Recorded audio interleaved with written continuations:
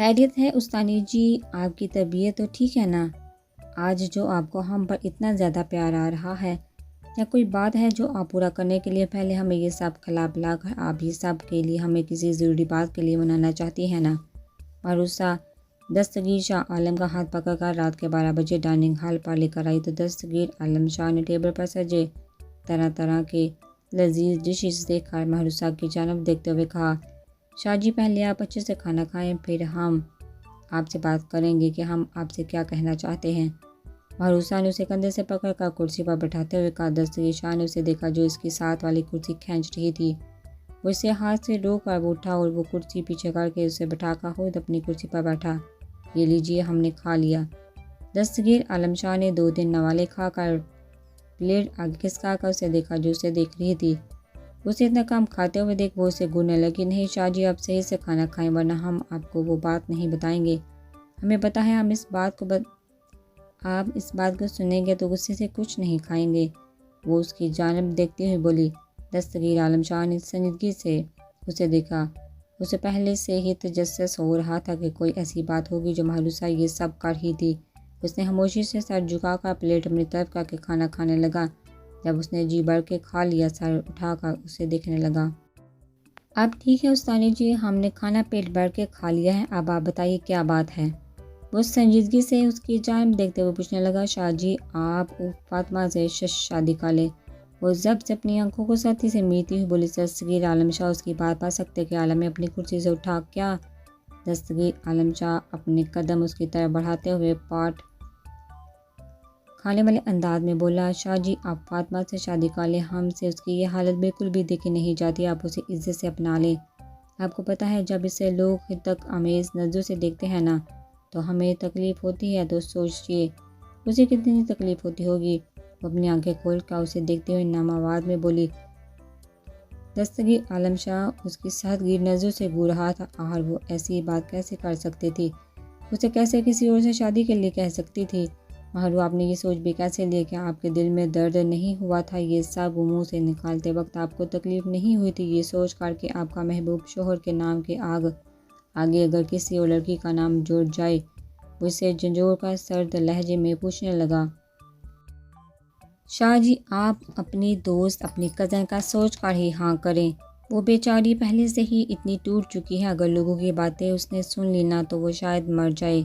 ہم صرف چاہتے ہیں وہ بھی باقی لڑکیوں کی طرح زندگی گزارے، ان کی طرح اپنے شوہر کے لیے سجے، اچھا کھانا بنائے، اپنی باتیں اسے شیئر کرے۔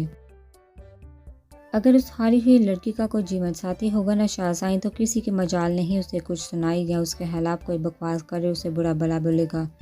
جس درندے نے اس کے اندر کے اعتماد کو ٹھیس پہنچایا ہے نا، اس کی خوشیوں کو نوچا ہے، اسی طرح کسی لیے جیون ساتھی کی اس کی زندگی میں آنے سے وہ بہادری سے ایسے لوگوں کا مقابلہ کر سکے کہ ہم صرف سے خوفزدہ لڑکی کو پر اعتماد خوش دیکھنا چاہتے ہیں۔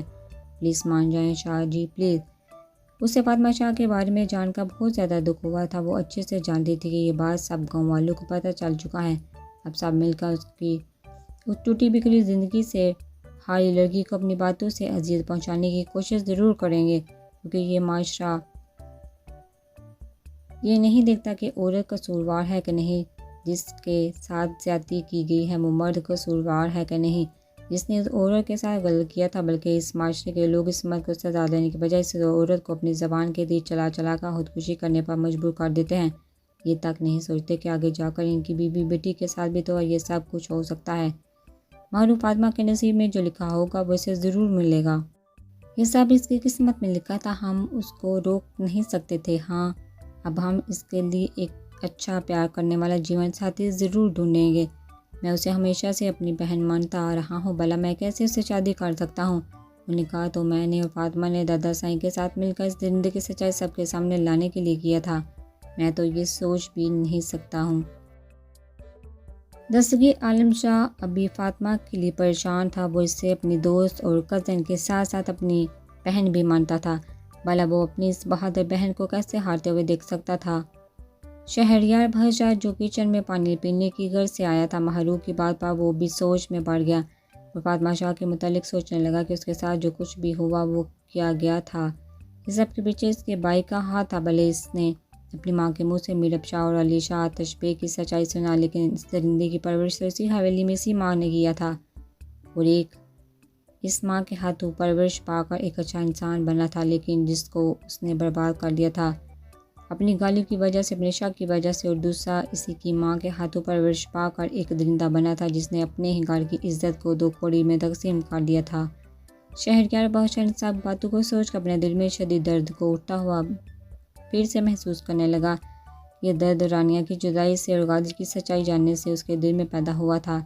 اپنے سینے پر ہاتھ رکھ کے وہ کچن سے دور ہوا اپنے روم کی جانب بڑھنے لگا۔ اس نے فیصلہ کر لیا تھا وہ فاطمہ کے ساتھ یہ سب ہونے نہیں دے گا، وہ لوگوں کو باتیں کرنے سے پہلے فاطمہ سے نکاح کرے گا، لیکن کون جانتا تھا کہ آگے کیا ہونے والا ہے اور اس کی اور فاطمہ کی قسمت میں کیا لکھا ہے۔ غزنہ سائیں گارڈن پر اسی کرسی پر بیٹھا ہوا تھا جس پر تھوڑی دیر پہلے نور حرم بیٹھی اپنے کتے کو ہدایت دے رہی تھی۔ وہ سامنے ان ہنسوں کے جوڑے کے پنجے کی جانب اپنی سرخ نم آنکھوں سے دیکھ رہا تھا۔ رات کے 1 بج رہے تھے۔ اسے اس وقت رہ کر نور حرم کی حرکت پر سخت تاؤ آ رہا تھا، اور وہ گستاخ لڑکی تو معصوم پرندوں کے ساتھ ایسا کیسے کر سکتی ہے؟ وہ سرخ نم آنکھوں سے پنجرے کی جانب دیکھ رہا تھا، تبھی اپنے پیروں پر اسے نرم و ملائم چیز کا احساس ہوا تو اپنی آنکھوں سے نمی صاف کرتا وہ اپنی نظریں نیچے جھکا کر دیکھنے لگا تو شاکڈ رہ گیا، کیونکہ سامنے اس کے پیروں پر وہ کتا اپنا سر پھیر رہے تھا جو نور حرم کا تھا، جس کا خوراک وہ 2 معصوم جان بنے تھے۔ وہ غصے سے اسے اپنے اوپر سے دور کرتا اٹھا۔ شاہ سائیں اب ہم سے ابھی تک ناراض ہیں کیا؟ نور حرم جو اسے دیکھ رہی تھی اس کی ٹومی کو غصے سے دور کرنے پر وہ آگے بڑھی اور آنکھوں کو معصومیت سے پھیلا کر پوچھنے لگی، نہیں گستاخ لڑکی، ہم تو بہت زیادہ خوش ہیں آپ کے کارنامے کی وجہ سے۔ آپ کو کیا لگتا ہے آپ اس طرح کر کے ہمیں منا لیں گے؟ یہ آپ کی بھول ہے، آپ نے ایسا کچھ چھوڑا ہی نہیں، ہم اب آپ سے اچھے سے پیش آئیں۔ وہ غصے سے اسے گھورتا ہوا کر آیا، او مائی لو آف لائف، شاہ سائیں آپ نا قسم سے روتے ہوئے کیوٹ معصوم بچے کی طرح لگ رہی ہیں ہمیں۔ نور حرم اس کی بات کو اگنور کر کے شریر لہجے میں کہتی آگے بڑھ کر اسے غصے سے سرخ ہوتے ہوئے گالوں کو کھینچنے لگی، گستاخ لڑکی یہ کیا تھا؟ ہاں، وہ اس کی اس حرکت پر غصے سے اسے گھورتے ہوئے سرگی لہجے میں کہنے لگا تو نور حرم اس کا چہرہ اب کی سردی سے پکڑ کر اس کی آنکھوں میں اپنی شاید آنکھیں گاڑ کر اسے دیکھنے لگی۔ آپ ہم سے ایک ضدی بچے کی طرح ٹوٹ گئے ہیں نا، تو ہم شاہ سائیں آپ کو ایک ماں کی طرح منا رہے ہیں جو آپ مان ہی نہیں رہے۔ مائی شونا مونا ہینڈسم بیبی، وہ دوبارہ اس کے سرخ گالوں کو زور سے کھینچتی ہوئی چہک کر بولی۔ غزنہ سائیں اس کی حرکت پر اسے دور کرتا ہے شدید غصے سے اسے گھورنے لگا، ہم سے دور رہیں آپ اور اپنی شکل مت دکھائیے اس وقت تو بالکل بھی نہیں، ہمارا دماغ خراب ہے، ایسا نہ ہو ہم آپ کے ساتھ کچھ غلط کر بیٹھے، چلی جائیے یہاں سے۔ وہ شدید غصے سے اسے گھورتے ہوئے سرد لہجے میں کہنے لگا۔ نور حرم اس کی بات پر ٹلنے کی بجائے مزید پھیل گئی اور اب کے اس کے سینے سے لگا اس کا غصہ ختم کرنے کی کوشش کرنے لگی۔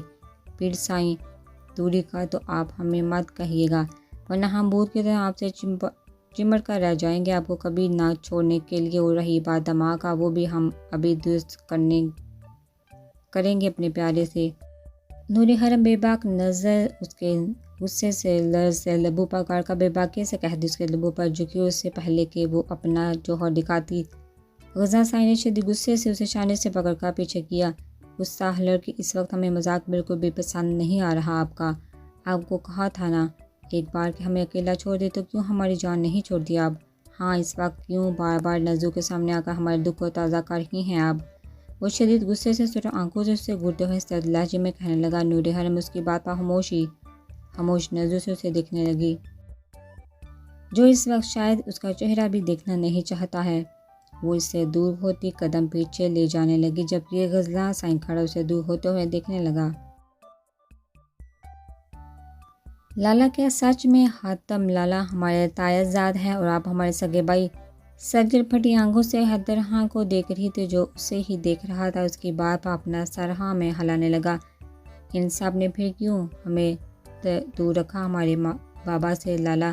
وہ آنکھوں میں نمی سے بولی، کیونکہ انہوں نے اپنی پسند سے شادی کیا تھا، اسی لیے ان سب نے نفرت میں جال کر انہیں ہم سے اور ہمیں ان سے دور کیا۔ وہ نفرت سے خان ورلا والوں کو سوچتے ہوئے کہنے لگا۔ سجل اس کی بات پر سختی سے اپنی مٹھیاں کھینچنے لگی۔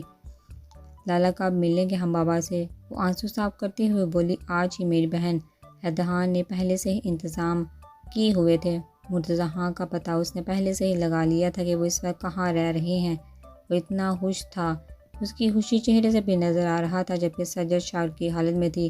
اسے یہ شاگرد بھی تو اچانک میں ملا تھا، اب وہ بھی اپنے بابا سے ملنے کے لیے بے چین ہو گئی تھی۔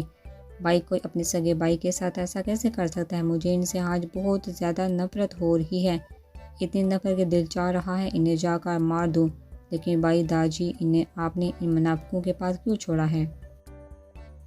سجاد خان حیدر خان سے کہتی نفرت سے ان منافق لوگوں کو سوچتے ہوئے آخر میں پریشانی سے حیدر خان اور مصطفیٰ خان کی جانب دیکھتی ہوئی بولی، فکر مت کرو سجاد بچہ، ہم جلد انہیں بھی لے کر آئیں گے۔ وہ خود وہاں رہنا نہیں چاہتے، وہ صرف اپنے دونوں بیٹوں اور دونوں پوتیوں کے ساتھ رہنا چاہتے ہیں۔ مصطفیٰ خان نے کہا تو سجاد خان نے حیرت سے ان کی جانب دیکھا، کیا سچ میں ہماری ایک بہن بھی ہے؟ وہ آنکھوں میں نم لیے سردار حیدر خان مصطفیٰ خان کی طرف دیکھتے ہوئے پوچھنے لگی، تو ان دونوں نے ہاں میں سر ہلایا۔ تو سجاد خان خوشی سے ان دونوں کو دیکھنے لگے، چاچو بھائی اب تو دل نہیں چاہ رہا انتظار کرنے کو، بھائی چلیے نا، ہمیں اپنی بہن کو دیکھنا ہے، وہ کیسی ہوگی، آپ کی طرح یا میری طرح یا پھر چاچو داجی کی طرح؟ وہ نام آباد میں کہتی آخر میں چہکا بولی تو اس کی خوشی پر سردار حیدر خان اور مصطفیٰ خان دونوں مسکرا اٹھے۔ وہ سچ میں اس سے خفا ہوا تھا اور غصہ دکھا کر وہ اسے احساس دلا رہا تھا اس کی شرارت سے آج اس نے اسے بہت زیادہ ہرٹ کیا تھا۔ یہ رات بھی کب ختم ہوگی، ہمیں نیند ہی نہیں آ رہی اس گستاخ لڑکی کے بغیر، وہ ہم کیا کریں؟ کیا ہمیں اپنے روم میں چلے جانا چاہیے؟ نہیں، وہ گستاخ لڑکی اسی لائق ہے، ہم بات ہی نہیں کریں گے، تب اس گستاخ کو عقل آئے گی کہ اس نے ہمارے ساتھ بہت غلط کیا ہے۔ ان ہنس کے جوڑوں کے ساتھ بھی وہ سونے بیڈ روم میں نہیں گیا تھا، بلکہ سونے کے لیے حویلی کے گیسٹ روم میں آیا تھا۔ جیسے جیسے رات بیت رہی تھی ویسے ویسے اس کی بے چینیاں اور کروٹیں بدل رہی تھی۔ کون ہے؟ رات کا نہ جانے کون سا پہر تھا، وہ سہتی سے آنکھیں میچے سونے کی کوشش کر رہا تھا، تبھی اسے اپنے گرد ایک تنگ حصار کا احساس ہوا تو وہ ڈر کر رہ گیا۔ شاہ سائیں، ہم آپ کی گستاخ لڑکی۔ گردن پر گرم سانسوں کی تپش محسوس کرتا وہ لرزنے لگا۔ گیسٹ روم بھی حویلی کے اس حصے کی طرف تھا جہاں بہت سے درخت لگے ہوئے تھے۔ وہ سمجھا شاید کوئی بھوتنی اسے اکیلا اس وقت یہاں دے کر آ گئی ہو، لیکن یہ لڑکی اس بھوتنی سے بھی خطرناک تھی۔ اس کی قربت سے وہ پگھل رہا تھا، وہ پگھلنا تو بالکل نہیں چاہتا تھا، وہ اس سے ناراض رہنا چاہتا تھا۔ گستاخ لڑکی اب وہ پیچھے مڑا تو اسے اپنے دیکھ تیزی سے اٹھنے ہی والا تھا۔ اٹھتے ہوئے بولا، نور حرم اس کی بات پر مسکرا کر اسے دیکھنے لگی، کیوں پیر سائیں آپ کو حیرت کیوں ہوا؟ ہمیں یہاں دیکھ کر کیا یہاں کسی بھوتنی کی امید لگا کر بیٹھے تھے کہ وہ یہاں آ کر آپ سے اس وقت کرے گی؟ نور حرم اس کی حیرت زدہ آنکھوں کو دیکھ کر اپنی مسکراہٹ سمیٹ کر غصے سے دیکھتی ہوئی پوچھنے لگی، آئیڈیا برا نہیں ہے ویسے آپ کا گستاخ لڑکی، آج آپ نے جو کیا ہے ہمیں آپ کے ساتھ بھی یہی کرنا چاہیے، کسی اور لڑکی سے شادی۔ وہ شدید غصے سے دیکھتے ہوئے کہنے لگا تو نور حرم اس کی بات پر سخت نظروں سے ہوتے دیکھتی چیخ کر کہنے لگی، خبردار، اگر آپ نے سوچ بھی اپنے دماغ میں لایا نا تو ہم آپ کو زندہ نہیں چھوڑیں گے، اور چلیے اٹھے ہمارے ساتھ چلیے، اب ہمیں آپ کی ہفکی بالکل بھی برداشت نہیں ہو رہی۔ نور حرم بیٹھ سے اٹھی اور اسے اٹھا کر اپنے ساتھ کھینچتی ہوئی گیسٹ روم سے باہر لے جانے لگی، جبکہ غزنہ سائیں خاموشی سے اس کے ساتھ کھینچتے ہوئے چلنے لگا۔ وہ غصے سے اسے چھت پر لائی تھی۔ وہ ان کے قدموں کی آہٹ پر سامنے رکھے سفید خوبصورت سے بڑے سے پنجرے سے ہنس کی خوبصورت آواز سنائی دی تو غزنہ سائیں چہرے سے نور حرم کو دیکھنے لگا جو اس سے پنجرے کی جانب بڑھ رہی تھی۔ شاہ سائیں، ہم آپ کو یہ سرپرائز دینا چاہتے تھے، لیکن آپ کی ہفکی ہم سے برداشت نہیں ہو رہی تھی، بھلا ہم کیسے اپنے محبوب شوہر کا ناراض اور بچوں کی طرح روتے ہوئے دیکھ سکتے ہیں؟ وہ پنجرے کو کھول کر ہنس کے جوڑے کو باہر آنے کا اشارہ کرتی پیچھے مڑ کر اس سے بولی، جبکہ اس کی نظر سامنے پنجرے پر مرکوز تھی۔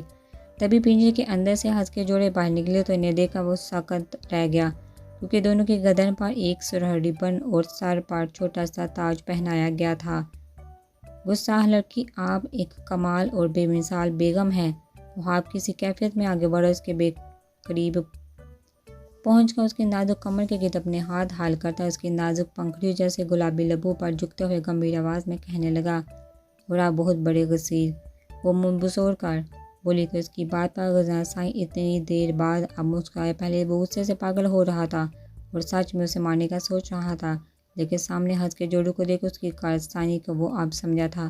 آپ نے کام ہی ایسا کیا تھا تو ہمیں غصہ تو کرنا پڑا آپ پر، گستاخ لڑکی۔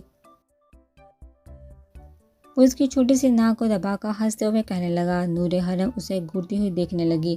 سائیں آپ بہت برے ہیں، ہمیں آپ کے ساتھ نہیں رہنا، ہمیں ہمارے ڈیڈ کے پاس جانا ہے۔ جب ہم 2 دن آپ سے دور رہیں گے تب آپ کو پتہ چلے گا بیوی کی اہمیت کا۔